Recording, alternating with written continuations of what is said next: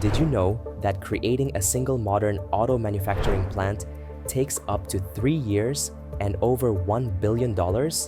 Yet tariff policies can change overnight?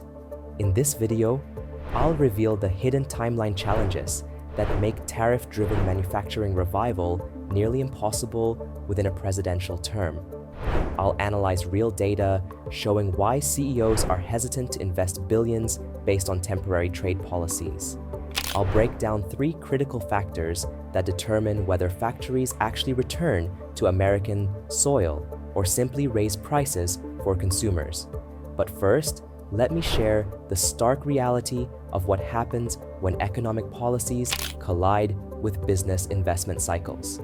The factory timeline problem. Have you ever wondered why companies don't immediately build new factories when tariffs get announced? The manufacturing world operates on timelines measured in years, not months. When a major automaker decides to build a new plant, they're making a 20 to 30-year commitment that will cost billions before a single product rolls off the assembly line. The uncomfortable truth is that the average modern manufacturing facility takes 18 to 36 months from groundbreaking to production.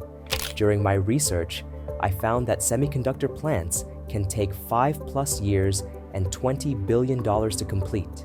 These investment cycles simply don't align with 4-year presidential terms.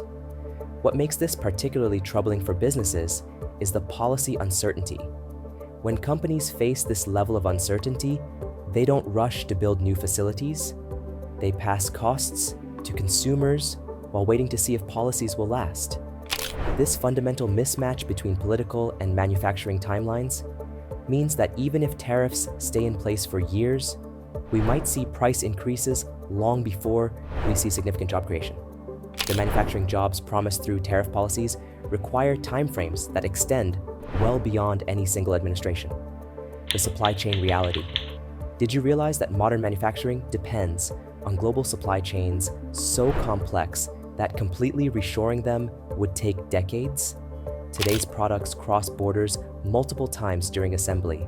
The typical smartphone contains components from over 40 countries, and even American-made cars have parts from a dozen nations. The hard reality is that dismantling and rebuilding these supply chains domestically isn't just expensive, it's often technically impossible in the short term. For some critical components, the raw materials or specialized manufacturing capability simply doesn't exist within our borders.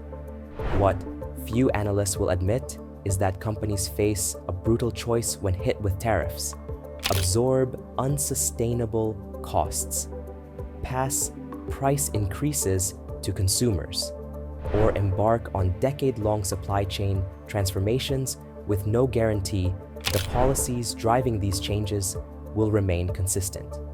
The most telling statistic: after similar tariff policies in the past, only about 6% of affected companies significantly reshored production, while 78% primarily responded by raising prices or finding loopholes in the tariff structure. This suggests that the economic burden falls primarily on consumers long before manufacturing jobs materialize. The economic pressure problem. Have you considered how long voters and businesses will tolerate economic pain while waiting for manufacturing revival? When tariffs take effect, they create immediate economic ripples, price increases, market uncertainty, and potential retaliation from trading partners. The harsh truth is that political pressure builds quickly when economic pain sets in. In just the first month of recent tariff implementation, the stock market lost over $5 trillion in value. Consumer confidence plunged to 2-year lows, and small business uncertainty about the economy surged to near-record levels. What policy experts won't openly acknowledge is that the timeline of economic pressure often unfolds much faster than the timeline of manufacturing investment. When consumers feel financial pain at the grocery store and gas pump, they demand relief within months, not the years or decades required for meaningful manufacturing reshoring. This creates a fundamental tension. The policies need to remain consistent for 10 to 15 years to drive substantial manufacturing investment, but the economic pressure they generate often forces policy reversals within 1 to 2 years. This cycle has repeated itself throughout economic history, with few tariff policies surviving long enough to achieve their stated manufacturing goals. This political reality explains why many tariff initiatives end up being scaled back or abandoned before manufacturing investment materializes. What many manufacturing analyses miss completely is that reshoring decisions happen within a complex international response system. When country A implements tariffs, countries B, C, and D don't simply accept higher export costs. They strategically respond with countermeasures, incentives, and policy adjustments specifically designed to retain manufacturing capacity. Historical data reveals that when faced with tariff barriers, competitor nations typically respond by offering manufacturers enhanced subsidies, tax incentives, and regulatory advantages that can offset up to 70% of the tariff impact. These competitive responses create a constantly shifting landscape that further complicates long-term investment decisions. The manufacturing executives I interviewed described a wait-and-see approach where they delay major facility investments while international negotiations and retaliatory measures play out. This international dimension creates yet another timeline problem. Even if domestic policies remain perfectly consistent, the constantly evolving global response introduces additional uncertainty that extends the decision timeline for major manufacturing investments. The uncomfortable truth about manufacturing revival through tariffs is that it requires political consistency across multiple administrations, something our system simply isn't designed to deliver. The fundamental mismatch between political cycles, 2 to 4 years, manufacturing investment cycles, 5 to 10 years, and supply chain transformation cycles, 10 to 20 years, creates an almost insurmountable timing challenge.